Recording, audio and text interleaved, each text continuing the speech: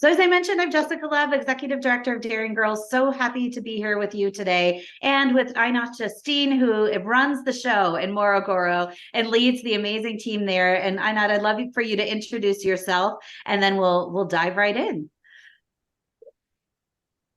Hello, everyone. Good morning, good evening. It's a lovely evening from Tanzania, Morogoro. I'm so happy to join this meeting, and I can't just wait to share everything that has happened this year in Morogoro. So happy to have you all. Terrific. Great. Well, I am going to start screen sharing and we're going to go through we've got lots of photos and slides and video, and we'll do our best to stick to an hour. But of course, we understand, people have work and other commitments. So if you need to jump, just remember we are recording this. So if we go a little bit long, but we're here because earlier in the year, GLAMI expanded from the Arusha region and Kilimanjaro region, two regions they've been in for several years. They launched new programming in Morogoro, which is in a very different kind of region and a different part of the country. And it's brought some really exciting, I think, rewards to the team and to the girls, but also some challenges. And we wanted to kind of give you a picture of the very first year of the expansion of the Binti Shupavu program this year. And this is a slide with a lot of words, but what we really want to show you here, this is year one is representative of a year one Binti Shupavu scholar. Girls who join Binti Shupavu are in the program for 4 years. The curriculum has the same discussion topics, but it goes deeper and deeper into those topics in a spiral curriculum each of the 4 years. So girls learn more as they mature more and grow more. But for the first year of this program, girls really focus a lot on sort of their individuality, their priorities, thinking about what they want for their lives. Learning a bit about their bodies, something that isn't really talked about at home and that isn't talked about at school. So helping them understand, their menstrual cycle and topics like that. This year also was focused on, setting them up for success, helping them create a timetable to manage all the priorities in their life, thinking about how to be a really good student, learning how to study, thinking about how to also manage your hopes and dreams throughout all of that, understanding yourself, navigating technology and stereotypes and different challenges that might come your way. There are also, let's see. Oh, great. The girls also, in addition to a weekly curriculum taught by a consistent mentor every month, the girls also have access to career guidance sessions as part of the annual curriculum. They get sessions around violence against children, gender-based violence. There's emergency funding available because the priority really is keeping girls in school. So if a girl is facing acute financial need in her family that might encourage her to drop out of school, GLAMI helps support that through their work with the social worker, the schools. Girls also have basically lifetime access to Binti Shupavu after they graduate. There's a lot of great alumni programming that these girls in their first year will have access to once they graduate. And then GLAMI also kind of operates within the world around the girl, working with parents, because parents obviously are key decision makers. And it's really important to help them understand exactly what their daughter is learning and why, so they can stay engaged and support their daughters at home. School liaisons are GLAMI's representatives at the school that they work with, really those channels of communication open. So that was a very fast look at what the first year looks like. And my promise, the following slides will have far less words and be much more interesting. So I know, tell us about, this is your team. Tell us how things have gone for the team so far in Morogoro this year, as you guys have come together as a team for the first time and launched this programming. How, just 30,000 foot overview, how have things gone for you guys? Thank you, Jessica. I always love to imagine my team as a very resilient team. It has been a very great time this year having this team around, because expanding to Morogoro, meeting new people, new culture. I've had a team which has been really flexible and adaptive, and I could really see most of my team are KISA alumni, and I really see what they have been taught in the program and how it has impacted them and how they have stayed strong throughout the year. It wasn't easy in the beginning as we jumped in. Most of us have been operating in other regions. Some of them are new to the work. And so just them being flexible and adaptive to the environment and staying strong and resilient throughout the year has been very amazing. It has, to me, this has been a very supportive team, and every day I'm grateful to have such a beautiful team who have themselves stayed resilient, and they have demonstrated the same thing to the girls that we reach out to. And maybe to talk more about how we have gone through the year, it has been wonderful coming to Morogoro and expanding to Morogoro, and it has been a part of learning new things and new culture. We have been operating in Arusha and Kilimanjaro for a while now, and coming to Morogoro, it has been, I would say, a year of learning and trying to understand that as much as we are all in Tanzania, there is a diversity of culture, and we truly love that it was a year of learning and seeing how, as GLAMI, would adjust some of the things just to adapt to the environment. Before we speak of maybe the challenges we encountered, I really appreciate that it has been a wonderful coming to the Morogoro team through the government leaders have really accommodated us well. They have really welcomed us well. We've got a maximum cooperation, I would say, from the government officials, from the district level, the ward level, but also the schools have really accepted our program, the heads of schools, but also the students themselves. It has just been heartwarming to have our program being received in such a manner.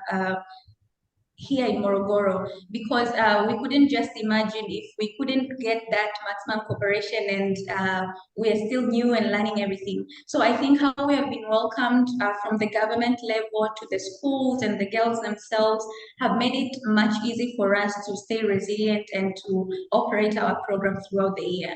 So we have had also many achievements, but we love that we have been welcomed well this year.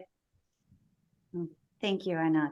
And this is another photo of the team. We had several donors last year that were very generous in becoming kind of founding supporters of the office opening. And we've got a plaque hanging on the wall. This is the team posing with that plaque. So some of you are on this call, and we thank you so much for your support there.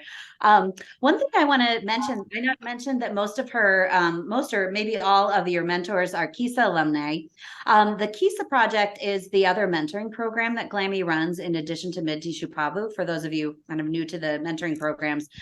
So what's really cool is that these girls have graduated from one of the mentoring programs, and now they've come back to mentor girls. So it's just another layer of showing girls what they can be one day, you know, an employed woman who is making her own choices. And I think that that's just such a cool aspect. So when you launched in Morogoro, you had a bit of a surprise that you weren't expecting. There are GLAMI alumni everywhere throughout Tanzania, and you were surprised to find one right there in Morogoro. Can you tell me about what we're looking at in this video? Thank you, Jessica. So the lovely lady that you see in that video is our Binti Shupavu alumna. She's called Patricia. We met her when we were coming to Morogoro to introduce our programs in one of the schools. And it was a surprise that before we had introduced the program to the girls and even to the staff, Patricia had known maybe from the head of school or maybe some other teachers who had rumors of the program coming into the school.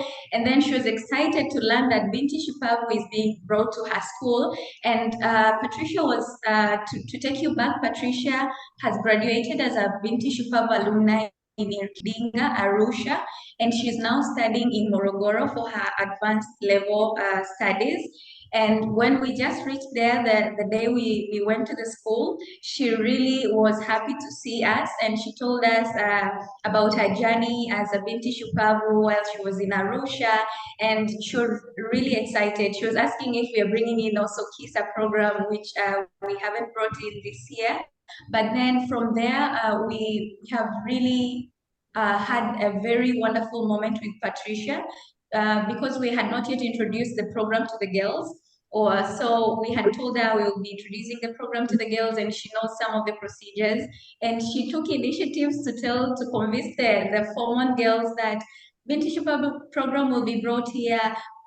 you should join. It's a very wonderful program, and it was so much easy for us to take the program to the girls because like they are inspired by a sister they've been seeing in school, and she's their sister ahead of them like in at school. But then Patricia also offered, we asked her if she could also join us while we're introducing the program to the staff. And then she said yes. And I think as we go further, we'll get to see Patricia joining us, introducing the program to the staff. And then one of the things that also really touched us is when the teachers saw Patricia after we had introduced the program, and we told the teacher that we have our alumni here and she'll speak a little bit in the during the meeting that we had with the staff. They were like, is this the product of Binti Shupavu? Then we trust this program. And it was like, wow. And then one of the teachers was testifying how he was moved by Patricia's, how would I call that, like humor and how she carries herself. Before we even went there, when she just joined as a Form 5, she would take her time to teach Form 1 girls. And this teacher would say, I used to see this girl like when she is free, she would go to Form 1 classes and try to teach them English and mathematics. And sometimes, because most of the students are day scholars, she would ask them to come on Saturdays if they are free so that she could teach them. And the teachers were like the teacher was saying, I was really imagining like where could this be girl coming from? He was expecting like where was she raised? The parents could have done a really great job. And so when he got to understand that Patricia is a Binti alumna, he was like, I am very confident of what this program will do to our girls. And that was really amazing. And just to tell more, Patricia has been very cooperative since then. She also joined us during the parents' engagement meeting. She spoke to the parents and gave her testimony of how the program had transformed her. But also, she recently, when we are conducting the International Day of the Girl Child event, which we did at their school, we had kept together all the girls. So she took over, she volunteered to take over to arrange the event at her school. And because we go there once in a week, and she did all the preparations. When we reached there on that particular day, we did it on a Saturday. We had phoned, she had done amazing. She prepared the stage. She made sure that the girls, the Form 1 girls who are Binti Shupavu, have drawn the pictures. They had kept the pictures on different walls and just placed them where the stage is. And it was just amazing how she demonstrated her leadership skills into preparing that event. So Patricia is really a potential, and every time we go to that school, we feel so proud to have our alumni there, and more especially because she has carried herself as into the girls that we really want to say these are the product of Binti Shupavu. So we I am personally, and everyone in the team is personally proud to have Patricia. And to say more about this shows the ripple effect that our programs are making, not only the Binti Shupavu, but the KISA programs and like the two programs are making. Because imagine who would have imagined meeting a Binti alumni in Morogoro rural area. Like I can imagine where more other girls who are our alumni is making impact, even some of the places where we don't know. So Patricia is a testimony of how our program is impacting more other girls, even in the regions where we're not operating yet. Absolutely. It's incredible to show up and have a built-in spokesperson like that. That's what a wonderful stroke of luck, but not that surprising given how many girls are now going through these programs. But that I just think that's really a cool story. So I want to talk a little bit too about going to this new region. It's definitely a lot more rural. Getting to many of the schools can be challenging. This is one challenge that you faced. Can you tell us what we're looking at? I know in this video. Okay, so coming to Morogoro, well, one of the biggest challenge is also we have roads that are not so good, but then they get worse during the rain season. And what you're seeing in that video is we were going one time we were going to school and we couldn't cross over because that bridge was full of water. It was flooded, so one person could not cross from the other side to the other side where we're heading to the school because the place was flooded with water.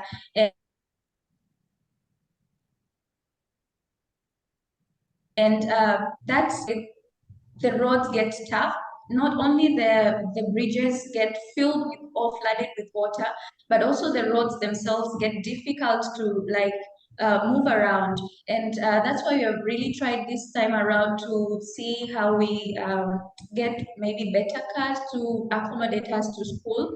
And I think that's also one of the greatest challenge that we have encountered, like the roads being so rough, and also getting even worse during the rain season.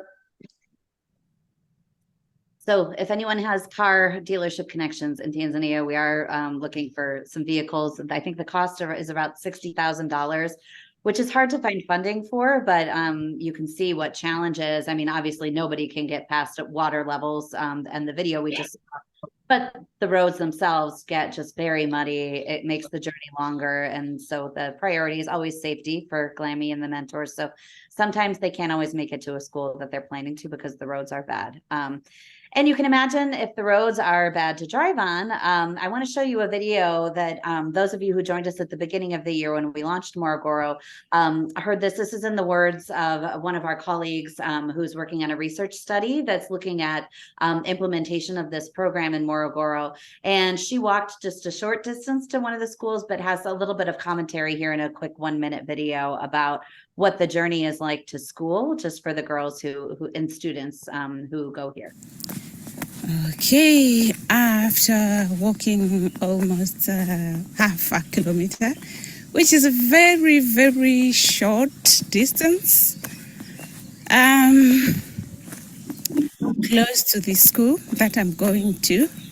I couldn't get this far with the car because of the road. The car couldn't make it this way. But I'm just reflecting for so many girls in this community that coordinating the Binti Shupavu study, where I'm told students are walking 10 kilometers going to school, 10 kilometers back home. Some do 7 kilometers, some do 5 or whatever. I've just walked almost just half a kilometer. I can tell it's not easy. I hope they will remain determined and resilient with all these challenges they're facing, and one of it being a long walking distance, and make it to their future goals. But it's not easy. But there's a clever solution I know that you and your team have been seeking out, and I know you're still working on it, but what are you doing to try to help some of these girls that have very long distances? Because I know there are threats to their safety in long distances. There's also threats to them leaving their education because they just don't want to take the walks back and forth every day are challenging. You have a creative solution though that you're working on. Can you tell us about that? Thank you, Jessica. Like as we have heard from the video, but we really testify the challenge that girls are facing here. Most of them are walking very long distances, 10 kilometers, 8 kilometers. That's 8 going, 8 coming back. That's total of 6 kilometers. That's very long, and that also impacts how they truly participate in the program. But then also at school. So reaching here, we had to start finding initiatives on how we can support these girls. And currently, we have initiated partnerships with some of organizations who are serving bicycles, so that we can have our girls maybe getting bicycles from these partners, so that we can at least have an easy move from and to school. So currently we have started initiatives with some partners who will be saving us bicycles. We hopefully by next year, just to support these girls who are coming apart from girls walking very far, some of the parents have taken initiative to support these girls by the school, which is also them. Some of them they're not even near. They've just rented somewhere in between near the school, and they're still walking very far. But that's an increased risk for the girls because the places where they're rented is still not safe for them because they have tried to find cheaper places. And during our home visit, the social workers could tell how these girls are exposed to more risk because now they have to be the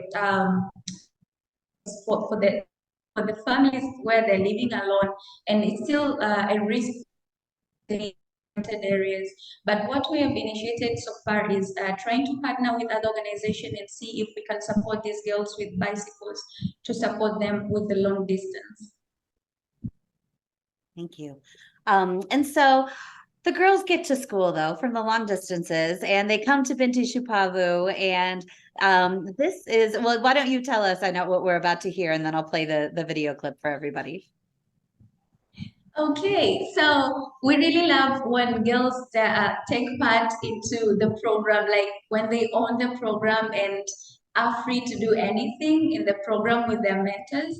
And in this particular school, the girls wanted to create their own motto because when they are greeting, they're always greetings if it's good morning, good afternoon. So before saying that, they created a motto which they stand for as Binti Shupavu, and you'll hear them say it. It is in Swahili, but you could see the translation. Well, the motto says elimu kwa mabinti shupavu, kujipenda, kujikubali na kujiendeleza, which translates to education to courageous daughters, loving, accepting, and developing ourselves.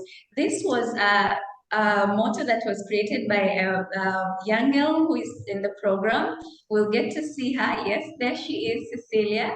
And she created this motto and took part to teach her fellow students. And they're all now saying that motto before they share their greetings, which is really beautiful to see that these girls have created a motto which motivates them as girls to love themselves, to accept themselves, but also to develop themselves as young girls, which is very interesting. So let's give it a listen.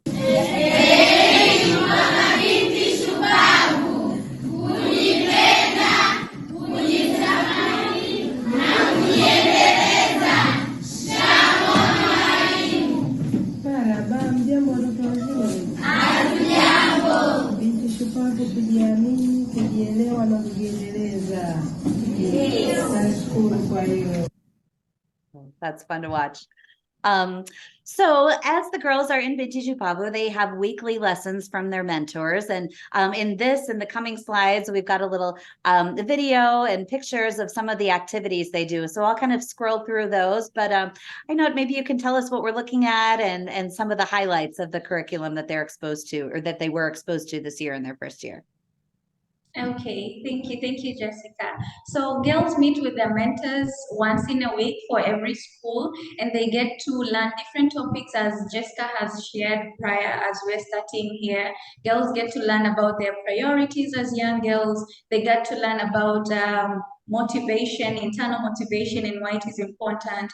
But they also get to learn about their dreams, what are their dreams and hopes, and what are they hoping for. They get to learn about role models, and they learn this in different ways just to make sure that the girls are engaged.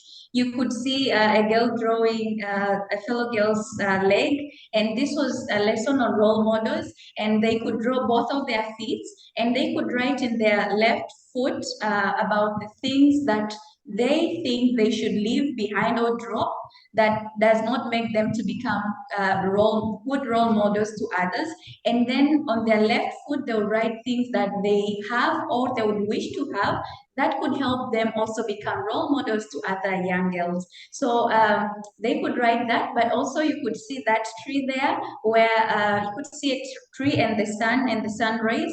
On the cycle of the sun, they get to write about who inspires them and why. So they write who inspires them, and then with the sunrise, they get to write down the characteristics of that person and that inspires them. And then on the tree that you see on the leaves, they get to write how do those people make them feel as their role models.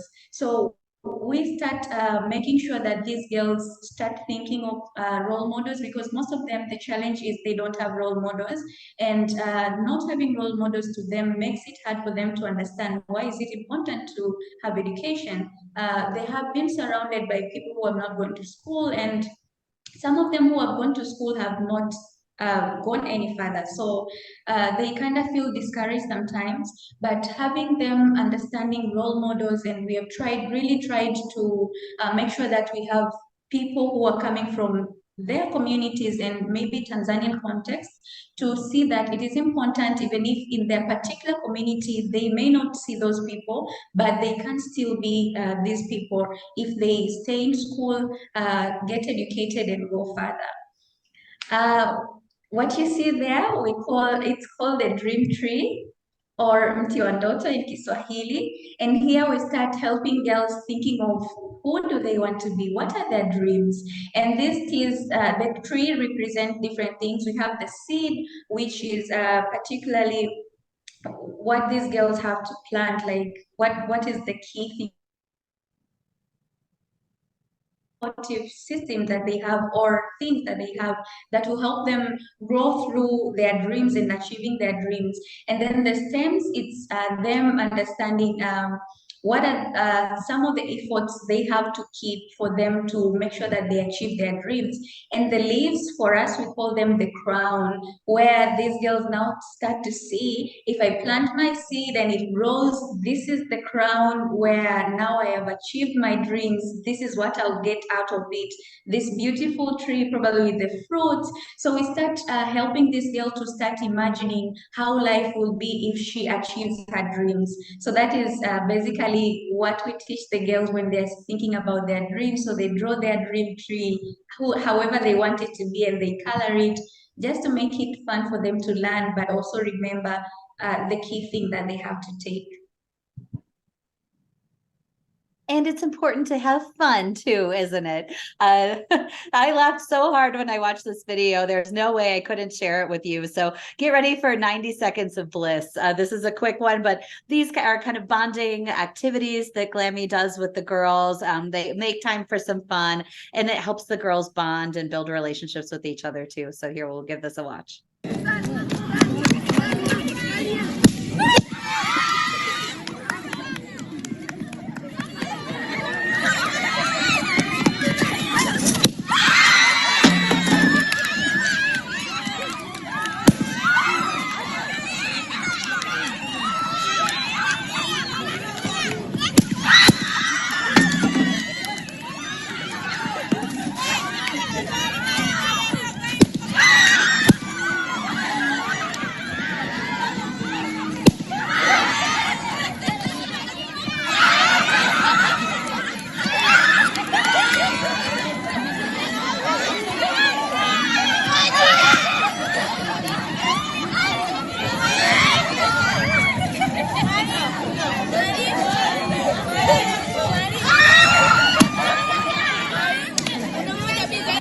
She did it.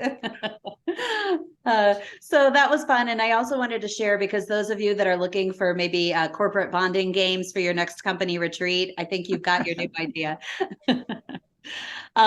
So in addition to the curriculum and, having girls bond with each other and with their mentor that comes each week, girls also get access to kind of regular days throughout the curriculum year that are sort of, I guess, bonus to the curriculum. Can you talk to us a little bit about the career guidance sessions that have been added this year to Binti Shupavu? Yes, Jessica.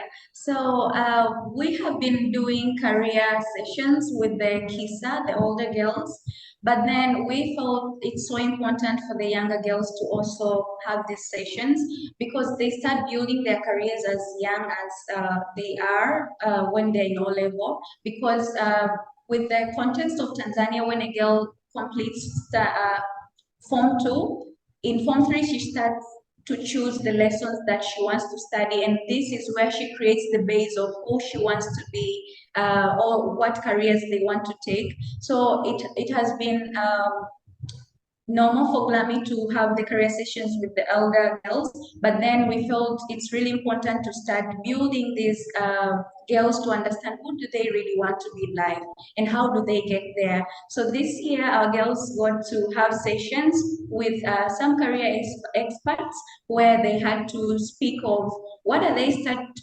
starting to think of their careers, who do they want to be and why do they want to be so. But girls were also introduced to different careers. Some of them have not been exposed to so many other careers that are available. So just letting them know what lessons could they study and what could that lead to. So it was impressive to see how these girls now started to understand the varieties of careers that are there, but also emphasizing to see that whatever career they have started thinking of, how do they get there? So these career sessions are really important for these young girls because we teach them about the dreams and how they can reach there. So it's also important to guide them as early as we can so that they can also reach to this dream to the fullest.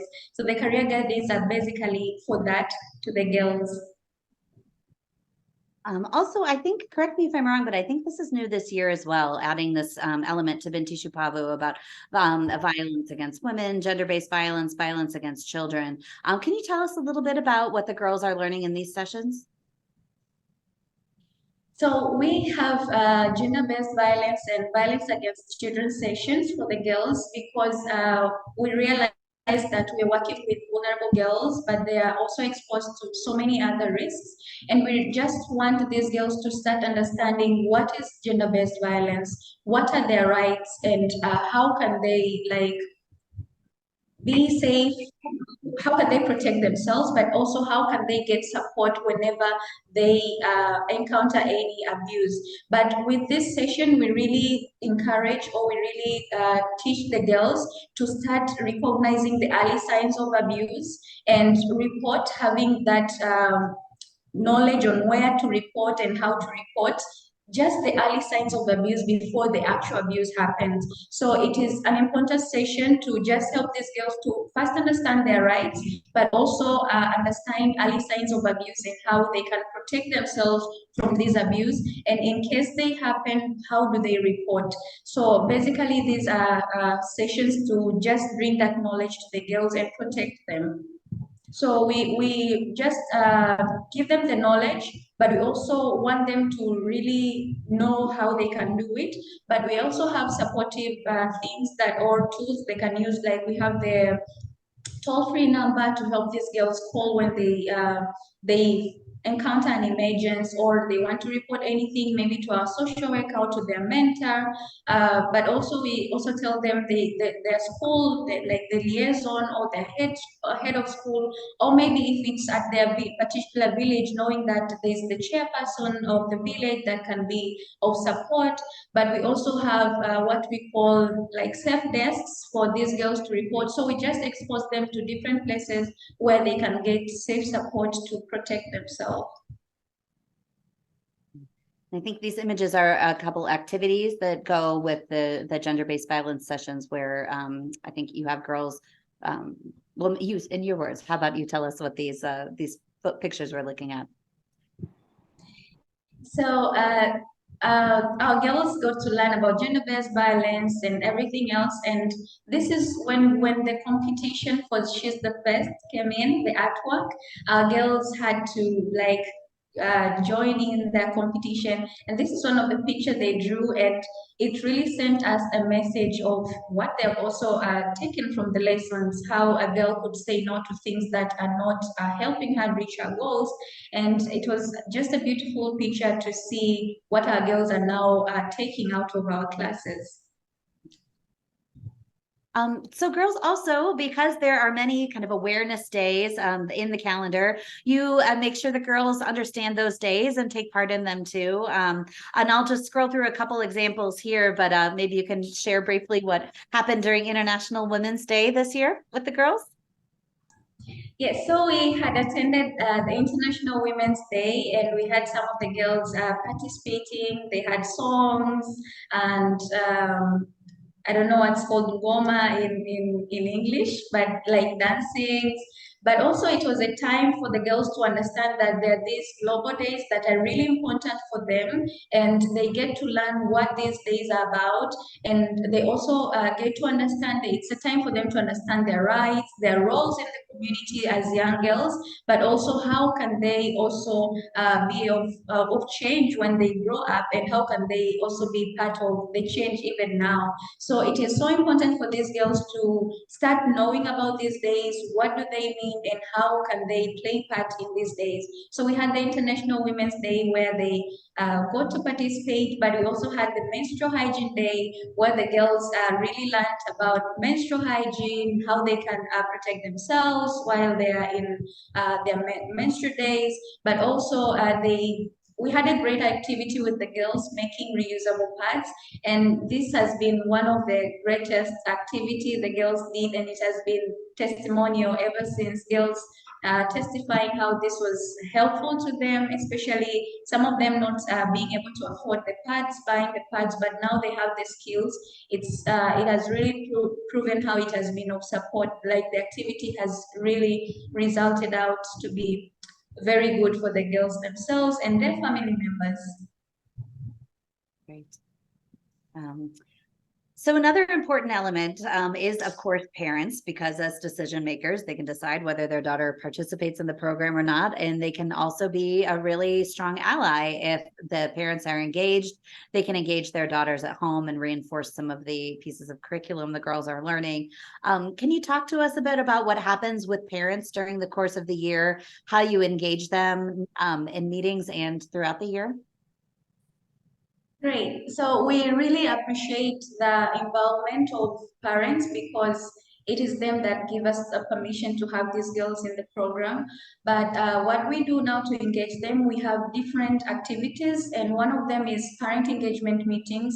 The moment we start our program in a school, we bring together the parents of the girls who are joined our program. We try to tell them what our program is about, what will the girls be learning, and how they an important part of these girls' education journey. So the parents start to understand why it is really important for them to be part of the girls' education, and we also try to make sure that they understand. Like this year, we have been able to provide some training to the parents about children's rights, but also health issues. So they were also aware on how they can protect their children and provide their rights. So parents are very important to us, and they are key stakeholders to us because they play a vital role in making sure that this girl's journey to education is completed. But also, we have been involving these parents through monthly messages. Every month, we send messages to parents, and we ensure that these parents are still taking care of their children, but we remind them to provide enough time for the children because they are day scholars. Give them time to have studies as much as they do support some housework, but they also get time to study and revise, but also protecting them from anything that might be harmful or shortening the education journey. So we also help, we keep communicating and building the bond with the parents so that all together we help this girl child to achieve her dreams. What you see there is one of the response from the parents. We receive a lot of responses from the parents when we send monthly messages saying thank you and appreciating our program. But this particular parent, it's written in Swahili, but it translates to Binti Shupavu trainer. I congratulate you for the huge work that you are doing. I am the father of Radhifa Hamza from Puyuni Secondary School. My girl is now self-aware because of the lessons that you teach her. May God bless you so much. Amen. So these are some of very encouraging messages that we get from parents, and they really show us how these parents are appreciating our program. But if we could read all the messages, you could see how parents have been appreciative and sending testimonies of how the program has been transforming the girls. Some of them are saying, we now see the girl can have her own timetable. She knows what to do when she comes at home. And this really gives us more courage to keep doing the work that we're doing. But also we have had some parents, when they harvested, they were giving some mentors some vegetables, grains, and we're like, wow, this is so wonderful. It just shows how much the parents have appreciated our program and they value what we do. Yeah, so we really value the participation and engagement of parents in our program. And there's kind of another layer of importance of parents' engagement. I think because you were so engaged with this mother, can you tell us a little bit about this story? But it really is because you have such strong relationships with the school and with parents that you were able to resolve a difficult situation that you'll share with us here. Yes, Jessica, like I have mentioned, parents, as we collaborate with parents, it's easy for us to support these girls. And from the picture that you see, that is the mother of these two beautiful twins who they're in the program, in the Binti Shupavu program. But when we had closed for Easter holiday, due to difficulties and challenges, economic issues they're having in the family, they decided to leave home and go and find some work in Dar es Salaam. But then when we had opened the school for the continuation of the studies in the second semester, the girls were not there. And when the mentor recognized that the girls were not there, she started following up to know where the girls are. She cooperated with the school liaison, the head of school, but then because we had built a relationship now with the parent, we had to follow up with the parent to understand where the girls, where did they go. And now she provided us with the information. The girl they had left home to find some work just to accommodate themselves and have some money. But then we had to speak to the parent and make sure that she shared the number of where the girls have gone to work. We tried to call the place with the help of the head of school, who tried to call the place and make sure that these girls are back. And when they were back, our social workers had time to speak to the girls, try to understand what they're really missing with the mother, of course. And the mother was testifying that it's hard for her to provide for the family, yes. But then through our emergency fund, we were able to provide some of the things that these girls really wanted for them to strive and remain in school. So the support provided through our emergency fund helped these girls to get back to school. They're now active in the Binti Shupavu program back to school, and the teachers and the mentors have testified that since then they have not missed the Binti Shupavu classes or school, and this has really been a great thing for us to have these girls back, because what if the program was not there? Maybe they couldn't have come back and continue with their education. So we really appreciate that our program has helped these girls, but we could see how important it was for us to stay in touch, because if we couldn't have a good connection or collaboration with the parent, we couldn't, or it could be very difficult for us to trace and know where these girls are. Yeah, thank you. I think this story, I think, speaks so much to the program is not just a weekly come to a class. I mean, it really does care for the whole girl, because if her basic needs aren't met, she's not going to stay in school. If she doesn't understand why her education is important, she won't stay in school. If her parents don't support her, she won't stay at school. But because all of these things that GLAMI puts in place with the schools, with parents, and also the curriculum and all of the extra things, helping girls see how they fit into the bigger world, I mean, you can prevent problems like this. This story could have ended very differently. And I think this is just a testament to how holistically GLAMI truly cares for the girls, but also helps them to stay in school and one day reach their goals and meet their dreams. So we mentioned school liaisons a couple times now. Maybe you can tell us a little bit about your relationships with schools and the role liaisons play and how you keep that communication channel going.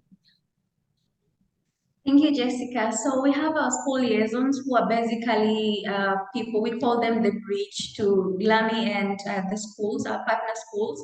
These are teachers in the schools who support us to make sure that our programs run smoothly in the school. And one of the key things they help us is to make sure that the days or the schedule for Binti Shupavu classes are maintained in the school so that we run our sessions smoothly. But they also take part in making sure that the mentor is connected to the girl throughout the week, even if she doesn't go to the school the whole week, because mentors go once in a week, but the liaisons are in the school throughout the week. So there are a quick point where the girls can run to in case they have any challenge before the mentor meets the girl. So the liaisons would connect us if a girl gets a challenge in between the week. So they are a very important part in making sure that we get full details of the girl even when we're not in the school, but they're also a good connection to us with the parents because these are the teachers, they understand more the girls. So they've also played a great role in connecting us with the parents and making sure that we stay in that bond. So they really play a vital part in the program in connecting us with the school and making sure that everything and our programs run smoothly. They get chance to participate in the class and see what we teach and just support us in at a very close whatever close manner. So we work very close with the liaisons to make sure that our programs are effective. And even in solving some of the girls' cases, like when we talked about the twins, it was also the liaisons help that help us resolve and come into resolving that issue. But all the liaisons play a greater role in that. Then I have just a couple extra pictures here, but I just wondered if in these next few slides, if there are any changes that you've made to any of the examples or in the curriculum to really customize it or localize it to the needs of girls in Morogoro, which is, a very different region than where GLAMI has been operating and than where you have mentored. Were there any adjustments or changes that you've made to really resonate the curriculum and program with these girls? Yes, Jessica, we haven't made like great changes, but we really looked into what would fit into our contest and just make our classes more engaging for the scholars. And for example, the making of reusable pads, we really felt it's a lesson that has been taught in other regions, but then we decided to make it more practical here in Morogoro because we saw the need. Like a lot of girls were in need for the pads, and our emergency fund couldn't like provide for everyone. And so doing it practical made it easy for the girls to attain the pads, but also having the skills to make the pads themselves. So this is one of the things that we did different to meet the needs of our girls here. But then we've just come up with just different styles or methods of teaching just to meet the context of the girls. You could see in the pictures how we try to engage the whole school sometimes because a lot of girls, what we discovered, a lot of girls are vulnerable, and most of the schools wanted us to like have everyone in the program. Some of the schools have been saying, "Why have you started with hormones? Why can't you just take everyone now?" And we try to explain how our program operates, but then whenever we have a chance to like engage every girl in, we just use that chance. Like the menstrual hygiene day, we had to keep all the girls together and learn about menstruation, how they can keep themselves safe, like making pads, and just different lessons where we feel like they can accommodate every other girl. Thank you. And we've got a slide here. You shared a really touching story with me about the young woman in the gray t-shirt in this picture. But before you share that, I just want to invite if anyone has questions, if you want to pop them in the chat, or even if you want to raise your hand and ask a question, we'll have time for that. We'll share this story so you can think about the question you want to ask, or if you have one, go ahead and pop it in the chat, and Einoth will be happy to answer that after the story. But can you tell us about the scholar in the gray? Yes, Jessica, that's Anna, one of our amazing Binti Shupavu scholars at Mkuyuni Secondary School. So Anna has a very interesting story with her growing up and her primary school. She lives with her mother after her parent or her father had abandoned the family, and then she had to strive living with her handicapped mother, who really is trying to provide for the family. But then Anna was also bullied during her primary school with her fellows due to her life situations. But thankfully, some of the teachers during her primary school really saw the potential in Anna, and they encouraged her to study hard. They supported her with even some of the materials she needed at school. And that really took Anna into a different stage. She stayed courageous, and she was able to complete her primary school with the support she got from her teachers. And then, beautiful enough, when she joined Form 1, she met the Binti Shupavu program, and she quickly grabbed the opportunity to join the program.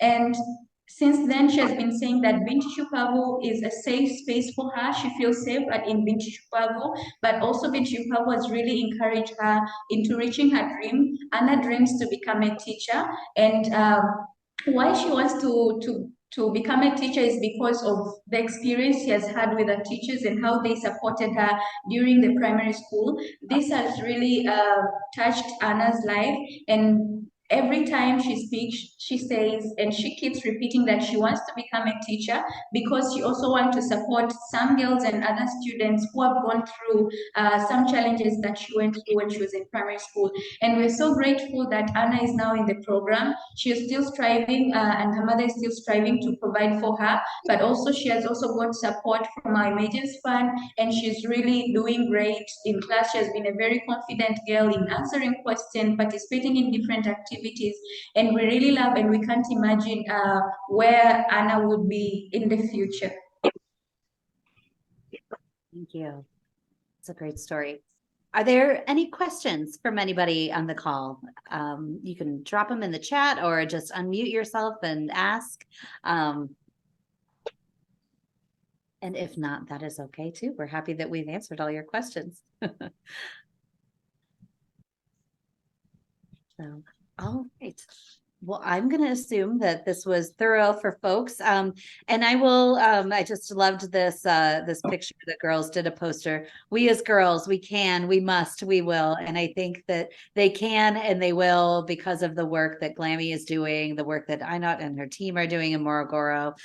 It's been a really like full year for you guys going into this new region and just thriving in so many ways. So congratulations on completing the first year with the scholars. And of course, I would be remiss if I did not take the opportunity to mention that Daring Girls does have high nonprofit ratings. We are worthy of your investment. And if you love what you heard today, we hope that you'll invest in us. Ahead of Colorado Gives Day here in Colorado, which is December 5th, we are working to raise $20,000 to secure a matching gift of $20,000 from some very generous donors. And if you're in a position to help us reach that goal, we really hope that you will. It's coloradogives.org/Daring Girls. We'll be there. And of course, please always reach out if you have questions or if you have thoughts on just sort of a future Zoom conversation like this. It's really fun for us to present the photos, the videos, the stories in the words of our mentors and our leaders with GLAMI is really fun for us to present. So thank you all for being here. I know, thank you. This is very late for you, I know, but you're just magnificent as always. And I'm so appreciative that you made the time to do this for us today. Thank you. Thank you. All right. Thanks, everybody.